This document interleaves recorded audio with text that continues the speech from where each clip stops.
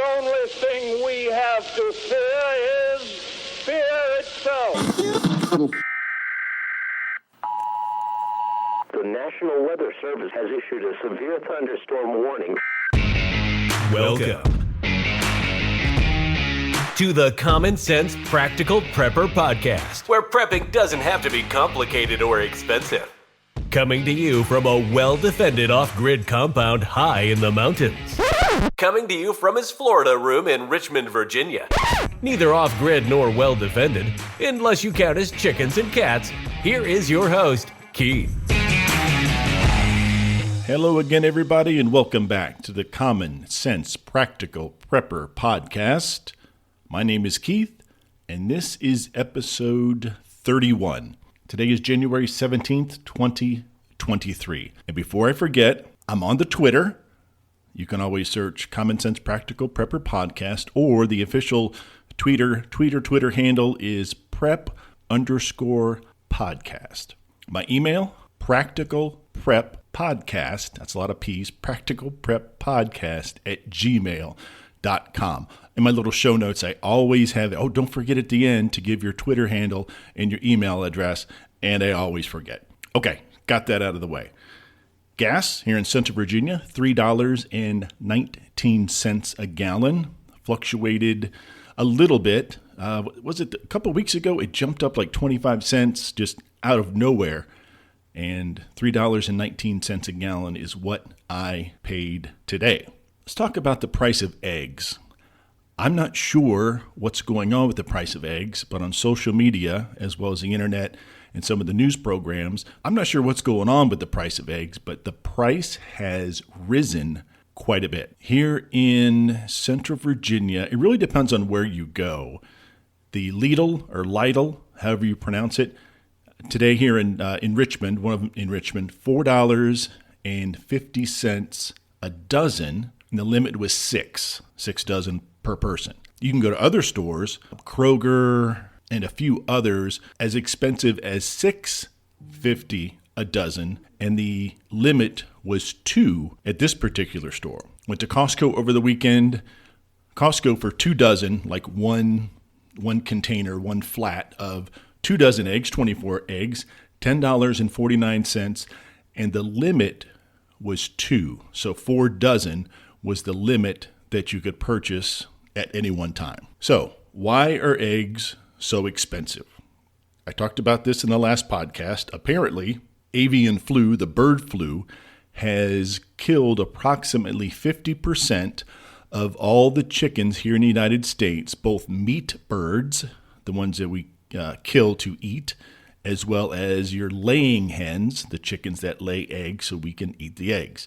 So apparently 50% of the chicken population has died because of the bird flu. And another gentleman, he did a couple videos.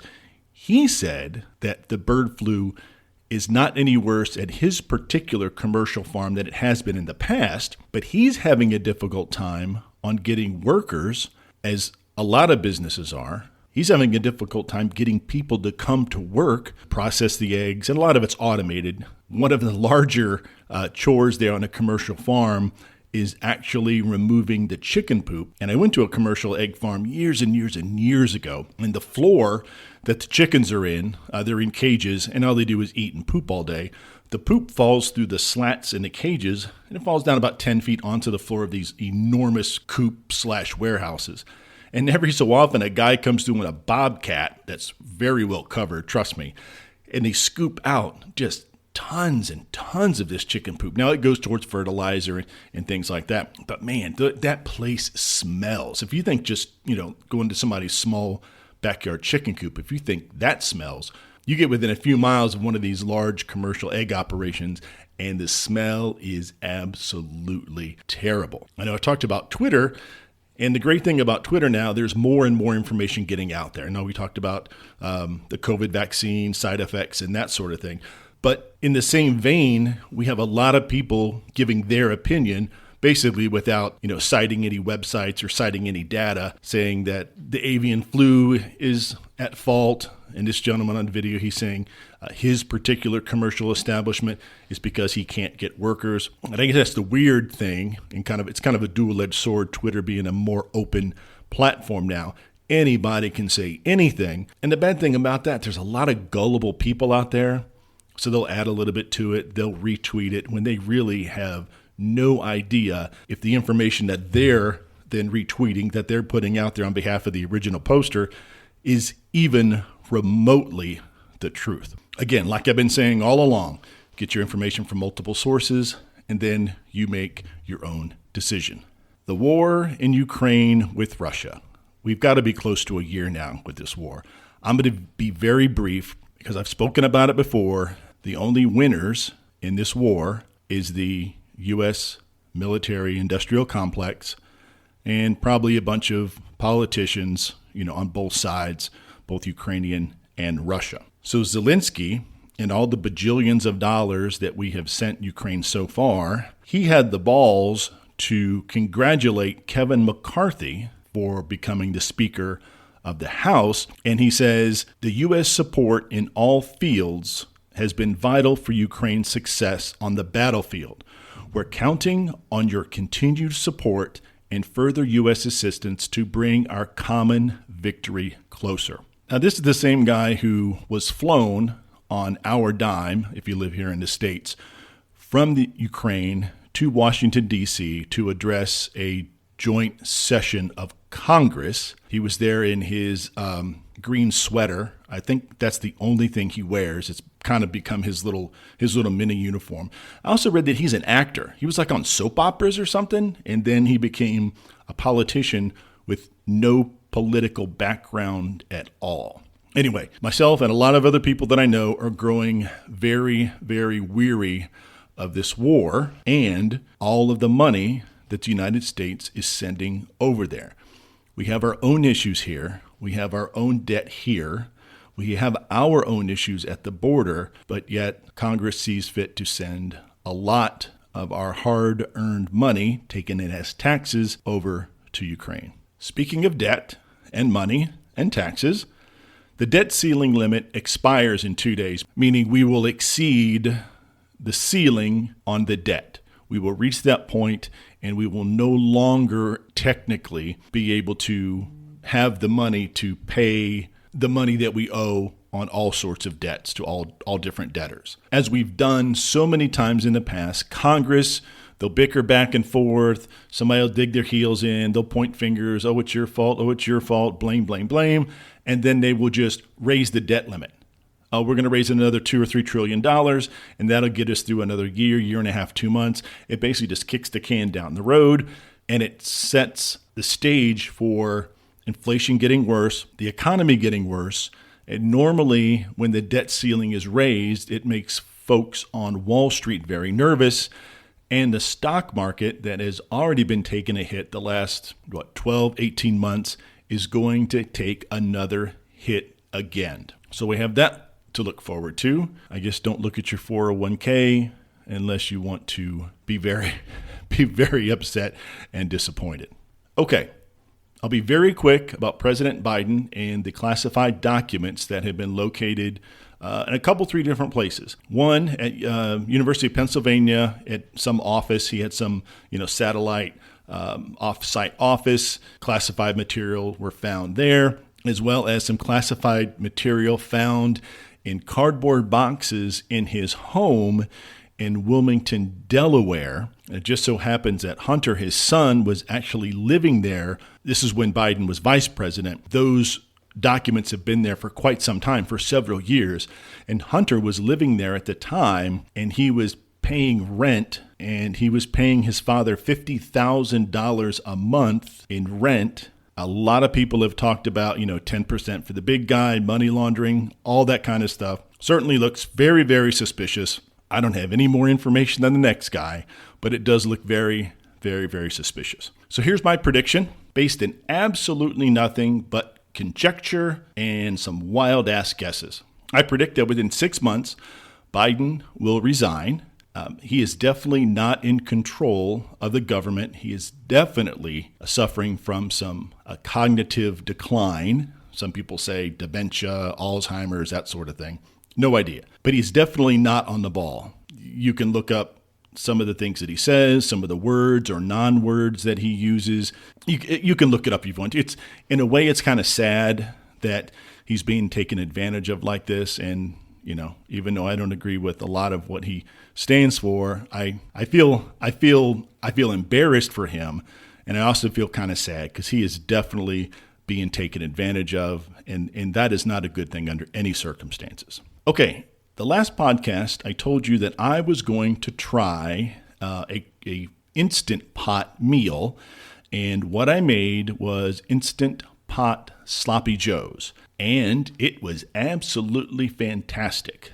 I just have a little bit left, and it was very, very good. Where I get some of these recipes, there is a YouTube channel, and it's called Six Sisters Stuff. So 6 is spelled out, S-I-X, sisters, and then stuff.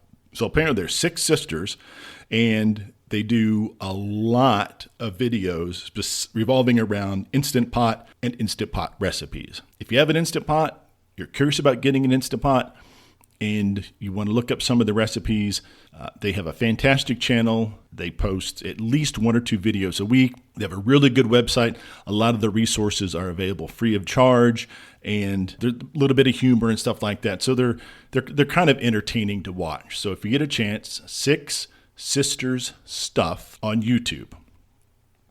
So currently there are pineapple rings in my freeze dryer. Over the last few days, I kind of had a long weekend, had Saturday and Sunday off, and Monday was a holiday, and then I took today off as well.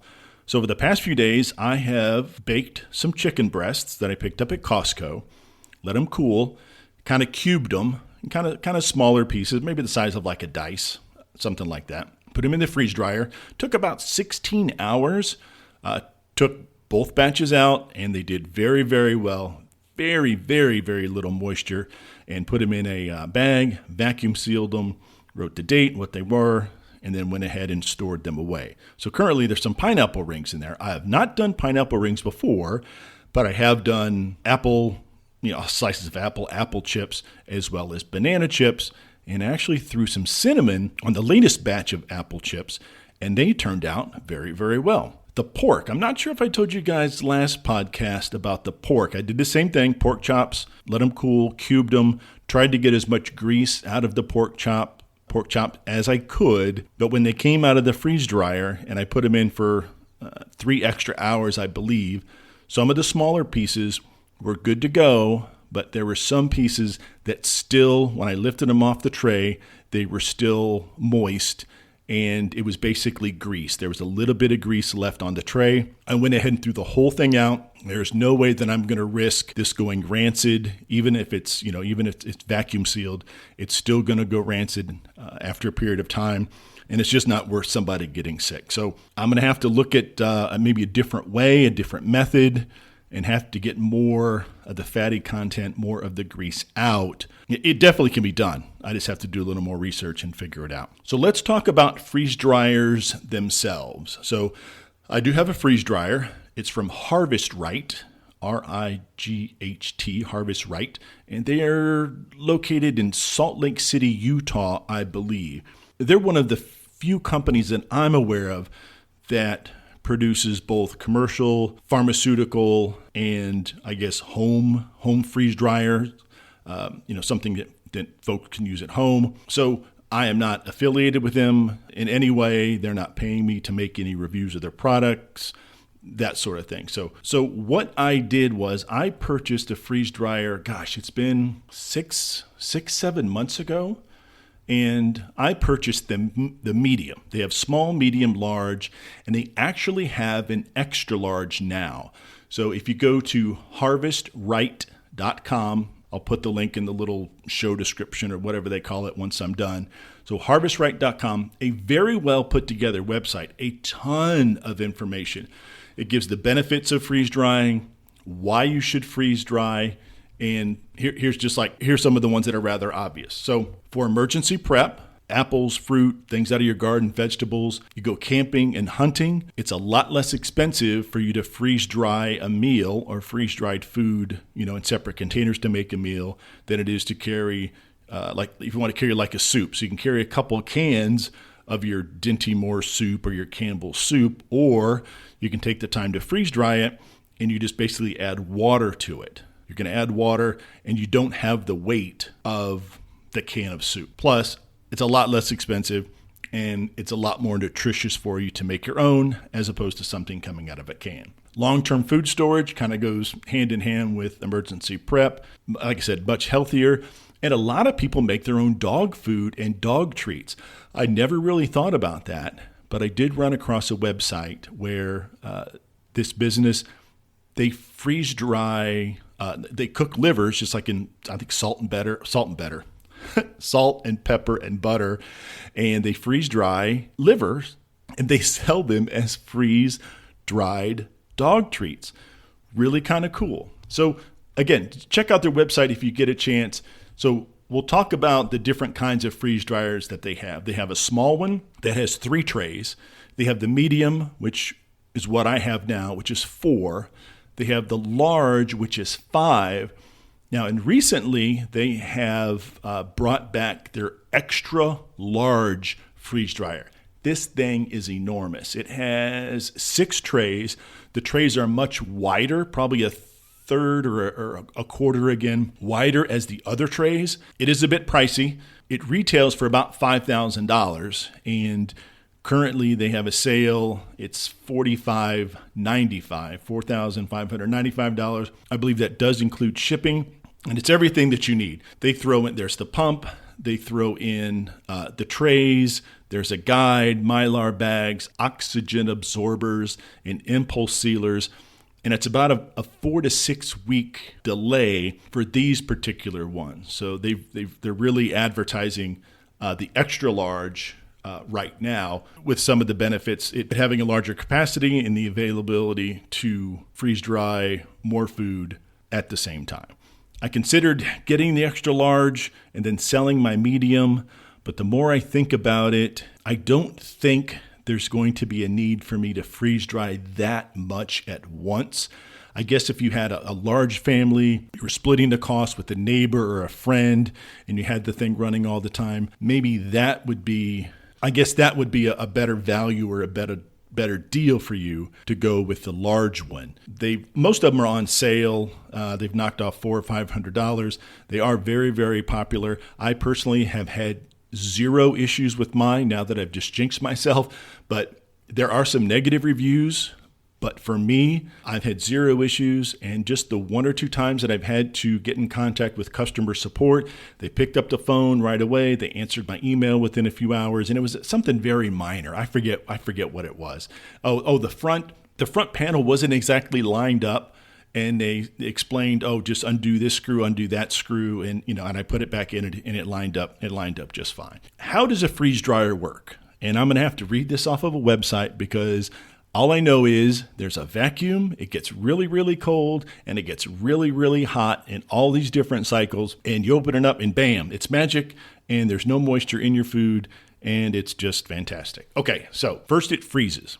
So when I put in the pineapple rings, the first thing you do, it kind of chills it. It chills the unit down to the chamber, I guess, down to about 15 or 20 degrees Fahrenheit. Now, what I do is I pre-freeze my food onto my trays, the stainless trays, so it cuts down on the amount of time because everything is monitored by the computer, everything's monitored by the machine.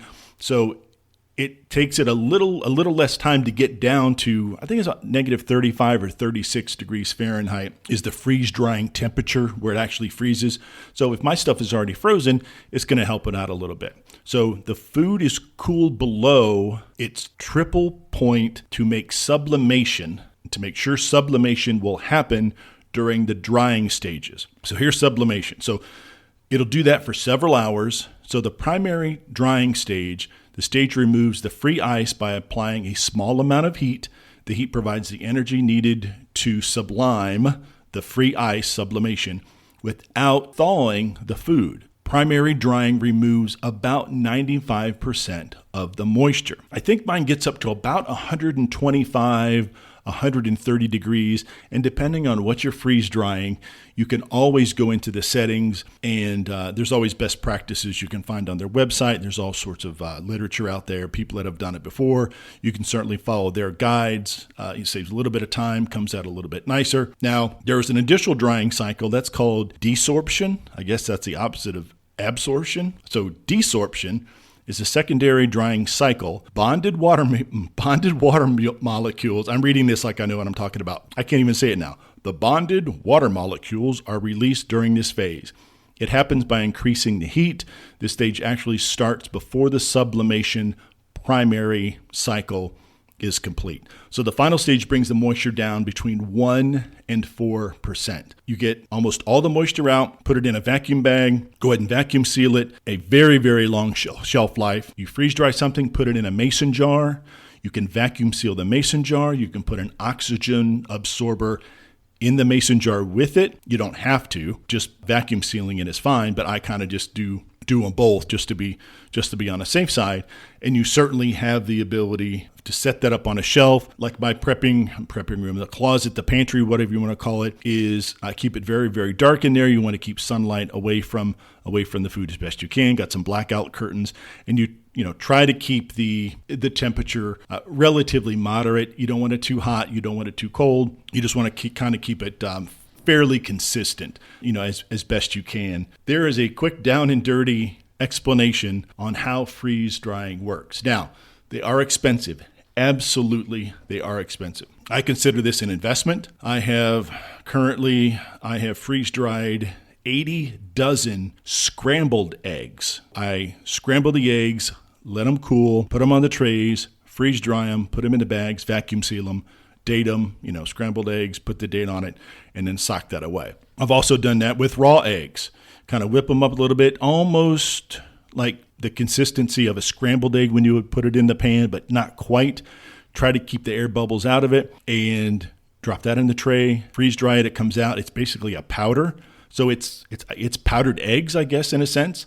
And I'd have to look at my spreadsheet to see how many dozen I have freeze-dried raw, and those are going to be used in recipes. Anything that would need eggs, pancakes, waffles, any sort of cakes, pastries, whatever, anything that would call for a raw egg, you just go ahead and use the freeze-dried egg powder. If it's something that you're interested in, definitely go to their website. Again, a lot of good information. I've had zero trouble with mine. They're very, very receptive if you have any questions about the freeze-drying process. When I purchased mine, I think it was about an 8 or 10 week delay. Looking on their website now, their medium freeze dryer, let me see if they have no, it looks like they have these in stock. They don't have anything. They'll normally have like a little stamp or something on the particular freeze dryer itself, 6 weeks, 8 weeks, whatever it happens to be. They also have layaway options, which is kind of cool. If you put down a down payment of $250 is the minimum, regardless of the size of the freeze dryer, small, medium, large, extra large,